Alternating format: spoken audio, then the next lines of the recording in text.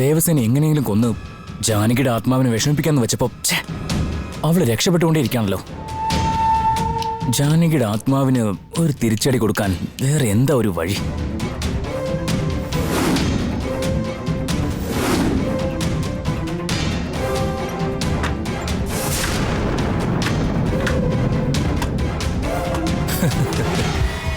Curtain പറക്കുന്നുണ്ടല്ലോ. ഓ, അപ്പൊ ആത്മാവ് ഇവിടെ എത്തിയല്ലേ? വന്നാലിപ്പോ എന്താ? എന്റെ കയ്യിൽ ഭാഷാബായി തന്ന ഏലസിരിക്കല്ലേ?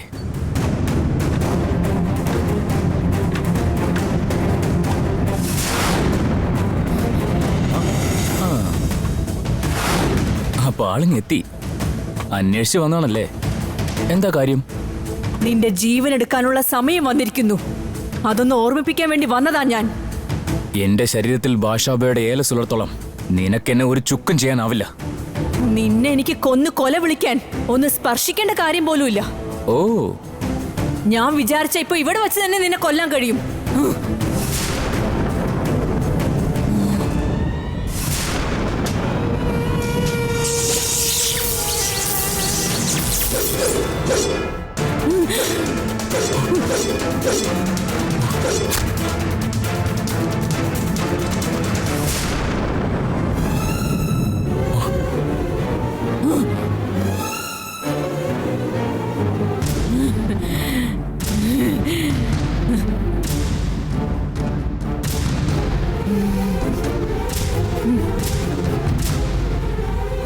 ഇത് മാത്രമല്ല, നീ നടന്നു വരുന്ന വഴിയിൽ തന്നെ നിലം രണ്ടായി പിളർത്തി നിന്നെ അങ്ങ് പാതാളത്തിലേക്ക് തന്നെ എനിക്ക് പറഞ്ഞയക്കാനാവും. കാണണോ നിനക്ക്?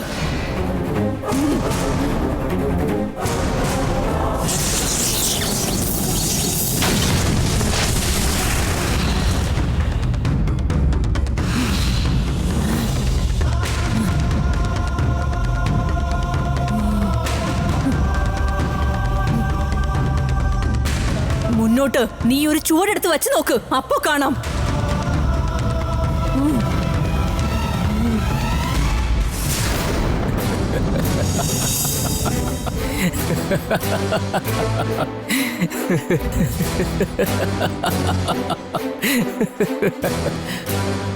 എനിക്ക് ഏലസ് തന്ന ഭാഷാബായി ഒരു ദിവസം പോലും മുടങ്ങാതെ 5 നേരം നിസ്കരിക്കുന്നയാളാ. ഭാഷാബായിക്ക് വെറും മന്ത്രങ്ങൾ മാത്രമല്ല അറിയാവുന്നേ. അലഞ്ഞു തിരിഞ്ഞ് നടക്കുന്ന നിന്നെപ്പോലുള്ള ആത്മാക്കളെ തളച്ചിടാനുള്ള ഒരു പ്രത്യേക സിദ്ധിയുണ്ട്. ഭാഷാബായി കെട്ടിത്തന്ന ഏലസ് എന്റെ ശരീരത്തിലുള്ളിടത്തോളം ഞാൻ ആരോടും തോറ്റു പിന്മാറുന്ന പ്രശ്നമില്ല. അദ്ദേഹത്തിന്റെ മേൽ എന്റെ വിശ്വാസം അർപ്പിച്ച് ഞാൻ എന്ത് കാര്യത്തിന് ഇറങ്ങി പുറപ്പെട്ടാലും ഒരാപത്തും വരാതെ എന്നെ രക്ഷിച്ചോളും. നിന്റെ കൺമുന്നിൽ വെച്ച് തന്നെ ഇപ്പൊ ഇതുവഴി മുന്നോട്ട് നടന്നു വരുന്ന കാണണോ നിനക്ക്?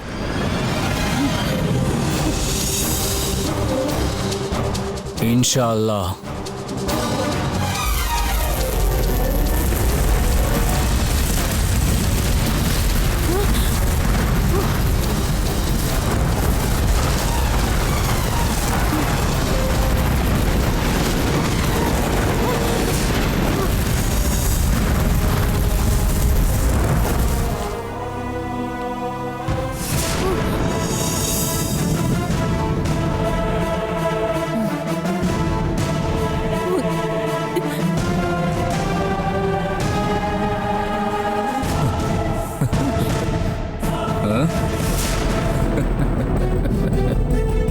ഏലസിന്റെ ശക്തിയെപ്പറ്റി ഇപ്പോഴെങ്കിലും നിനക്ക് മനസ്സിലായോ?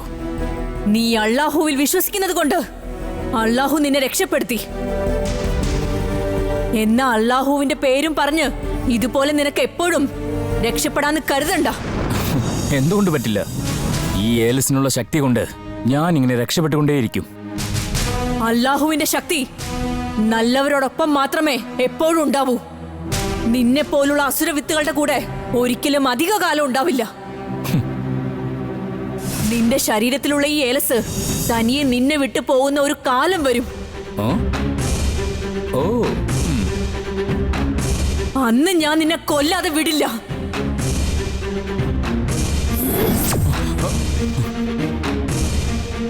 ഈ ഏലസ് ഒരിക്കലും എന്റെ ശരീരത്തിൽ നിന്ന് പോവില്ല. എന്നാൽ ഞാൻ അരുണിനെയും നിന്റെ കുഞ്ഞിനെയും കൊല്ലുന്നതിൽ നിന്ന് നിനക്കെന്നെ തടുക്കാനാവില്ല.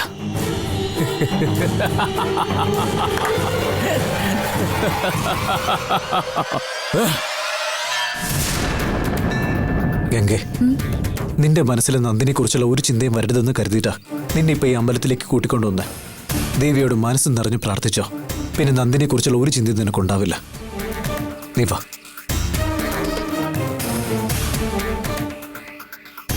വിളിച്ച വിളിപ്പുറത്ത് വരുന്ന ദൈവ, നന്നായി പ്രാർത്ഥിച്ചു.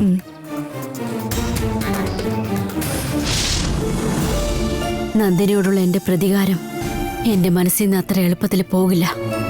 നീ എന്റെ കൂടെ നിന്ന് എന്റെ ഈ ആഗ്രഹം നിറവേറ്റണം. എന്റെ ശബ്ദമാണതമ്മേ. പ്രസാദം എടുത്തോളാം. വരിക. വാ.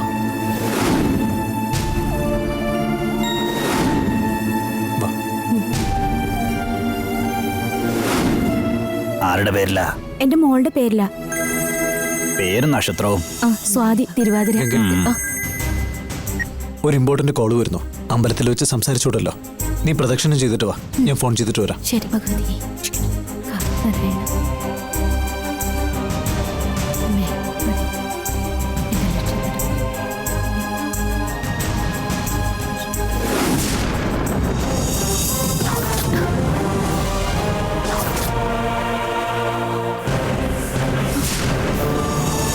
നിന്നെ പൂജയ്ക്ക് അയക്കാൻ പറ്റില്ലെന്ന് പറഞ്ഞപ്പോ ആ നാഗനന്ദിയൻ എന്റെ ദേഹത്ത് കൈവയ്ക്കാൻ പോലും മടി കാട്ടിയില്ല. ആ മാധവിയും വെറുതെ ഇരുന്നില്ല. എന്തോ മന്ത്രം ചൊല്ലി എന്നെ മാത്രമല്ല ഈ വീട്ടിലുള്ള എല്ലാവരെയും മയക്കി കിടത്തി. എന്നെ പൂജ ചെയ്യാൻ കൂട്ടിക്കൊണ്ട് പോയപ്പോ അരുണേട്ടനെ മറ്റുള്ളവരെ എന്തിനാ മയക്കി കിടത്തിയത്? അങ്ങനെയൊന്നും ചെയ്തില്ലായിരുന്നെങ്കിൽ നിന്നെ കൂട്ടിക്കൊണ്ടുപോകാനാകുമായിരുന്നില്ല. എന്നുവെച്ച് നിങ്ങൾ ചെയ്തത് വലിയ തെറ്റാണ്. നിനക്കത് വിഷമമായി പോയെങ്കിൽ ഞാൻ നിന്നോട് ക്ഷമ ചോദിക്കുന്നു. പക്ഷെ ഇതൊക്കെ നീ ഇപ്പോൾ എടുത്തിരിക്കുന്ന ശപഥം നിറവേറ്റാൻ വേണ്ടി ഞാൻ ചെയ്തതാണ്. രാജശേഖരന്റെ ചിതാഭസ്മത്തിൽ നീ തൊട്ടു ചെയ്ത സത്യം തോറ്റുപോയാൽ രാജശേഖരന്റെ ആത്മാവിന് ശാന്തി ഉണ്ടാകില്ല. നീ ആ നന്ദിനിയെ ഉന്മൂലനം ചെയ്തേ മതിയാകൂ. എന്റെ മനസ്സ് മുഴുവനും നന്ദിനിയോടുള്ള പ്രതികാരം മാത്രമാണ്. എന്നാ അതെങ്ങനെ നടപ്പിലാക്കുമെന്നാണ് എനിക്കറിയാത്തത്. അന്ന് ആ കണ്ണഴകി കൂടെ ഉണ്ടായിരുന്നതുകൊണ്ട് നന്ദിനിയെ രക്ഷപ്പെടുത്തി. ഇപ്പൊ നന്ദിനി തനിച്ചാണ് വീട്ടിലുള്ളത്. ഇപ്പൊ നീ അവളുടെ വീട്ടിൽ ചെന്നാൽ അവളെ എളുപ്പത്തിൽ കൊല്ലാൻ കഴിയും. അതിന് നന്ദിനി ഓരോ തവണയും രക്ഷപ്പെട്ടു പോവല്ലേ, അവളെ എങ്ങനെ കൊല്ലാൻ പറ്റും? നിന്റെ ജന്മനക്ഷത്രത്തിന് ഇന്ന് ആദിക്യം അല്പം കൂടുതലാണ്. നാഗനന്ദിയൻ തയ്യാറാക്കിയ ആയുധം കണ്ണഴകിയുടെ വീട്ടിൽ തന്നെയുണ്ട്. നിനക്ക് അത് ഉപയോഗിച്ച് ആ നന്ദിനിയെ എളുപ്പത്തിൽ കൊല്ലാം. പൗർണമിക്കുള്ളിൽ നന്ദിനിയെ കൊന്നില്ലെങ്കിൽ ഞാൻ ഉണ്ടാകില്ലെന്ന് പറഞ്ഞിരുന്നില്ലേ? പൗർണമി അടുത്തു വന്നു കഴിഞ്ഞു. നിന്നെ വിശ്വസിച്ചാണ് അരുണും ദേവസേനയും ജീവിക്കുന്നത്. നീയായിട്ട് അവർക്കൊരു വിഷമം ഉണ്ടാക്കി വെക്കരുത്. നന്ദിനിയോട് തോറ്റ് നീ നിന്റെ സ്വന്തം ജീവിതം ഇല്ലാതാക്കരുത്. ഇപ്പൊ തന്നെ പുറപ്പെട്. പോയി നന്ദിനിയെ കൊന്നിട്ട് വാ. നന്ദിനെ കൊല്ലാനുള്ളൊരു വഴി കാണിച്ചു തരാൻ ഞാൻ ഇപ്പോഴാണ് പ്രാർത്ഥിച്ചത്. നന്ദിനെ ഇല്ലാതാക്കാൻ ഇതാണ് ഏറ്റവും നല്ല അവസരമെന്ന് ആ ഭഗവതി തന്നെയാണ് എനിക്കിപ്പോ നിങ്ങളിലൂടെ വിവരം എത്തിച്ചത്. ഞാൻ ഇനി ഒട്ടും വൈകാതെ അങ്ങോട്ട് ചെല്ലട്ടെ. ഗംഗേ, അരുൺ, അരുൺ, ഗംഗേ, ഗംഗേ, അരുൺ.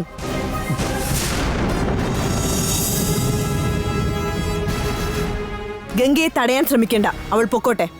ഇപ്പൊ ഞാൻ അവളുടെ മനസ്സ് മാറ്റി ഇങ്ങോട്ട് കൊണ്ടുവന്നേ ഉള്ളൂ. ഈ സമയത്ത് തന്നെ അവളെ പറഞ്ഞു വിട്ടല്ലോ. നന്ദിനിക്ക് ഗംഗയെ കൊണ്ട് മാത്രമേ അന്ത്യമുണ്ടാവുകയുള്ളൂ. അവൾ അത് പൂർത്തിയാക്കിയിട്ട് വരട്ടെ. നന്ദിനിയുടെ പ്രശ്നം കാരണം ഇന്ന് എനിക്ക് എന്റെ അച്ഛനെ അമ്മാവനെ നഷ്ടമായിരിക്കുക. ഗംഗയെ നിങ്ങളായിട്ട് നഷ്ടപ്പെടുത്തരുത്. നിങ്ങൾ എന്റെ അച്ഛനും കുടുംബത്തിനും ചെയ്ത എല്ലാ സഹായങ്ങൾക്കും എന്ത് ചെയ്യാനും ഞാൻ തയ്യാറാ.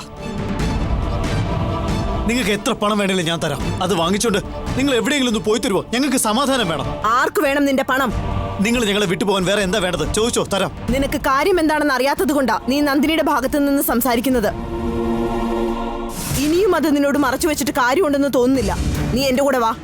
നിനക്ക് ഇത്ര നാളും അറിയാത്ത ചില രഹസ്യങ്ങൾ ഞാൻ കാണിച്ചു തരാം.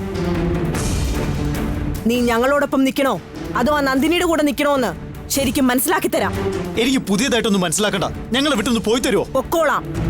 എന്നാൽ അതിനു മുൻപ് നീ അറിഞ്ഞിരിക്കേണ്ട സത്യങ്ങളെല്ലാം അറിഞ്ഞിരിക്കണം. വാ.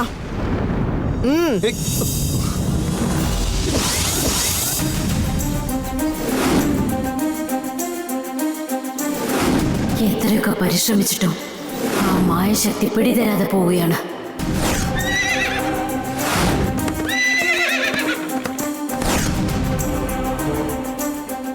ഒട്ടും വൈകാതെ അതിന്റെ കയ്യിലുള്ള കാലചക്രം കൈക്കലാക്കണം.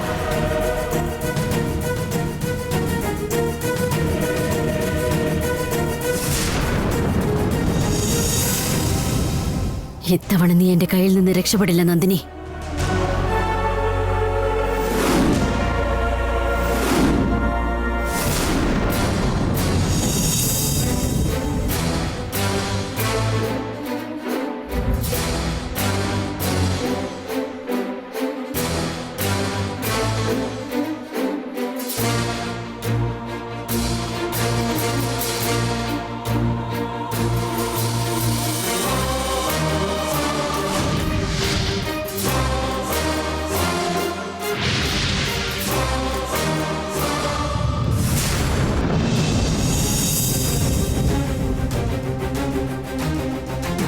കുങ്കുമത്തിന്റെ ശക്തിയിലൂടെ മായശക്തി ആരാണെന്ന് അറിയുന്നതിന് മുൻപ് മറ്റേതെങ്കിലും വഴിയിലൂടെ എനിക്ക് മായശക്തിയെക്കുറിച്ച് അറിയണം.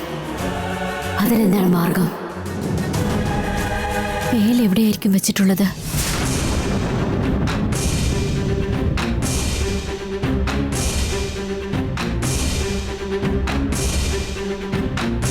വേലായുധം ഇവിടെ തന്നെ ഉണ്ടെന്നല്ലേ മാധവി എന്നോട് പറഞ്ഞത്? ഇവിടെ എവിടെയാണോ?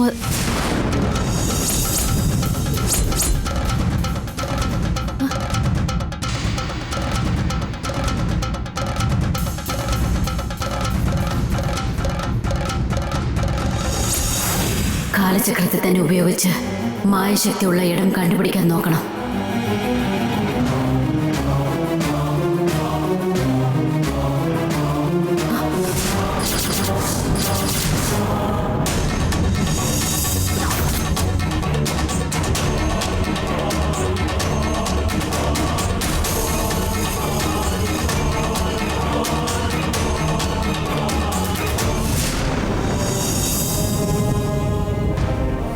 അന്ന് കത്ര മഹാദേവിയുടെ ജന്മനക്ഷത്രത്തില് നിന്നെ കൊല്ലാൻ നോക്കിയപ്പോൾ ഭാഗ്യവശാൽ നീ രക്ഷപ്പെട്ടു നന്ദിനി.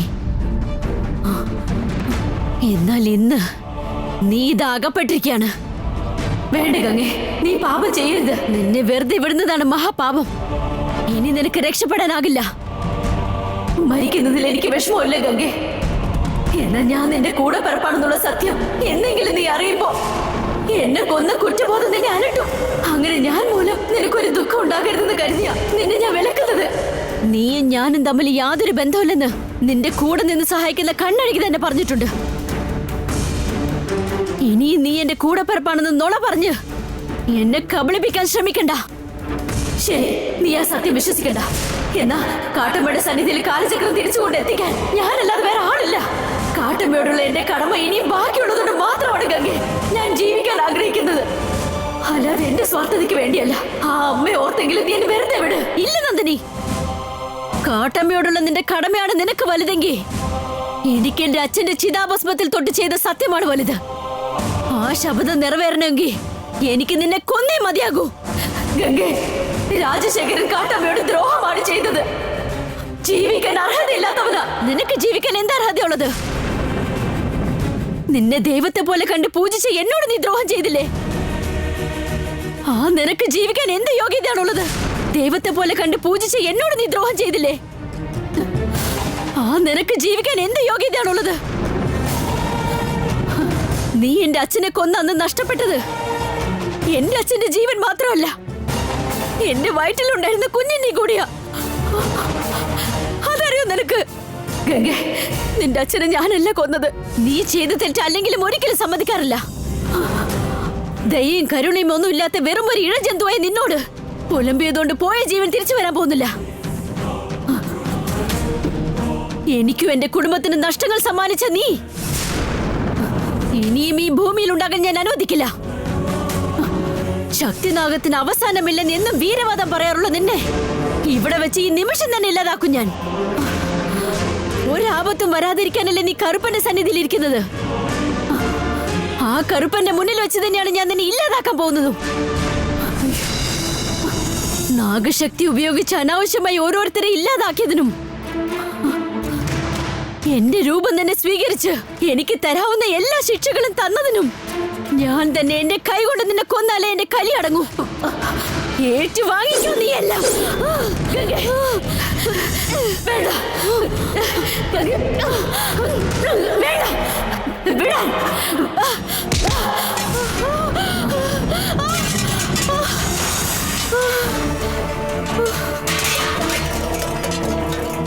നിന്റെ ഇപ്പോഴത്തെ മാനസികാവസ്ഥയിൽ ഞാൻ എന്ത് പറഞ്ഞാലും നീ മനസ്സിലാക്കാൻ പോകുന്നില്ല.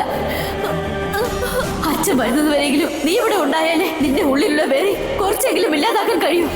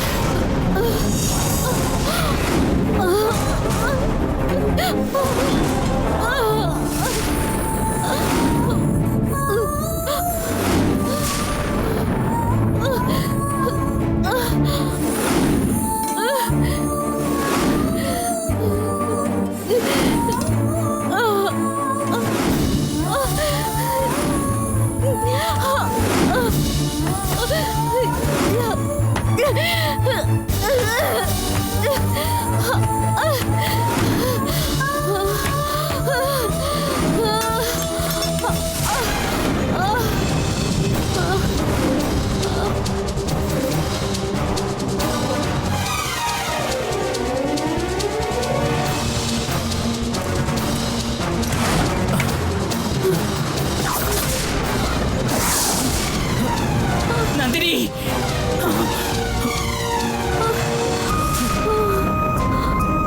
നന്ദിനി മോളെ, നന്ദിനി, നന്ദിനി, നന്ദിനി, നിന്നെ കൊല്ലുമെന്ന് ഗംഗ ശപഥം ചെയ്തത് നിറവേറ്റിയല്ലോ മോളെ. നാഗദേവതയിൽ നിന്ന് കിട്ടിയ വേലായുധം ഉപയോഗിച്ച് നിന്നെ അവൾ കുത്തിയല്ലോ മോളെ. നന്ദിനി, നന്ദിനി, നീ ഗംഗയുടെ കൂടപ്പിറപ്പാണെന്ന് അവൾ മനസ്സിലാക്കുമെന്നുള്ള വിശ്വാസത്തിലല്ലേ നീ ഇതുവരെ ഇരുന്നത്? മോളുടെ വിശ്വാസമെല്ലാം പാഴായി പോയല്ലോ നന്ദിനി.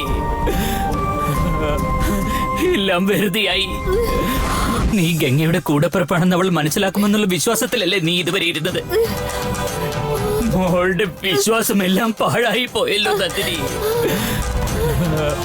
എല്ലാം വെറുതെയായി. ഗംഗ ഒരിക്കൽ നീയും അവളും തമ്മിലുള്ള ബന്ധത്തെക്കുറിച്ച് അറിയാനായിട്ട് വന്നപ്പോ ഗംഗയ്ക്ക് ഒരാപത്തും വരരുതെന്ന് കരുതിയ ഞാൻ നിങ്ങൾ തമ്മിൽ യാതൊരു ബന്ധവുമില്ലെന്ന് അവളോട് നുണ പറഞ്ഞയച്ചു. അന്ന് ഞാൻ ആ പറഞ്ഞ നുണയാണ് സ്വന്തം കൂടപ്പിറപ്പിനെ കൊല്ലുന്നത് വരെയൊക്കെ എത്തിച്ചത്.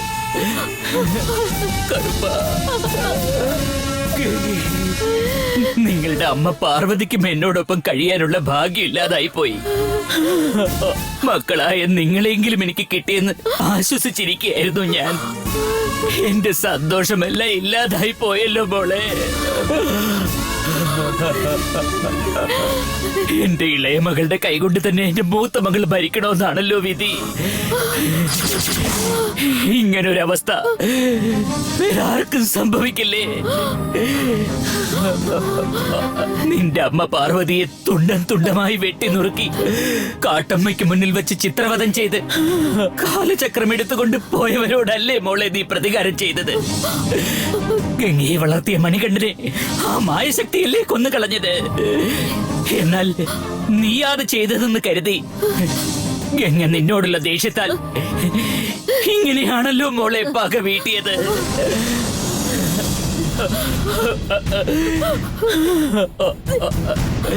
നിന്റെ അമ്മയ്ക്ക് വേണ്ടി ഞാൻ അർദ്ധനാരിയായതിന്റെ ദുഃഖം ഞാൻ മറന്നു.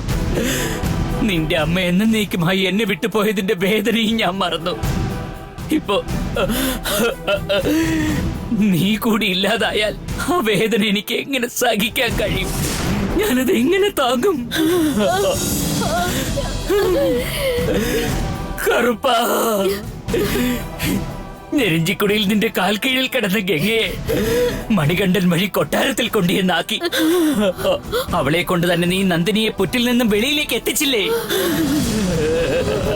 അതേ നന്ദിനിയെ ഗംഗയെ കൊണ്ട് കൊല്ലിക്കാൻ വേണ്ടിയാണോ നെരിഞ്ചിക്കുടിയിൽ നിന്ന് ഇങ്ങോട്ട് കൊണ്ടുവന്നത്?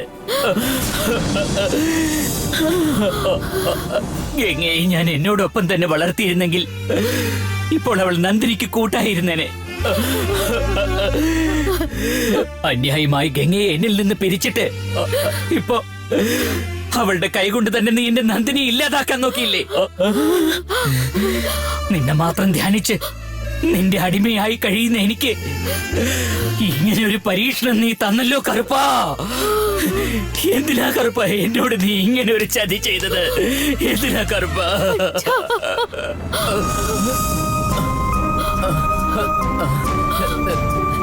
നന്ദിനി,